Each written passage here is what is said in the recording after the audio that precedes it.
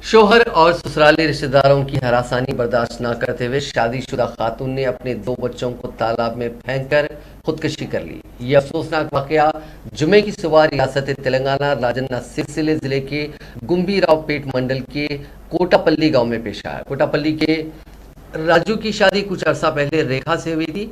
इस जोड़े की 2 बेटियां बताई गई हैं, जिनका नाम अभिजना जिसकी उम्र 3 साल है और हंसिका जिसकी उम्र 6 माह है। 2 बेटियां होने की वजह से राजू रेखा को मजीद हरासा कर रहा था, जिससे तंग आकर खातून आज सुबह अपनी बेटियों के साथ मकामी तालाब पहुंची। उसने अपनी बच्चियों को तालाब में फेंक दिया और खुद भी छलांग लगा दी।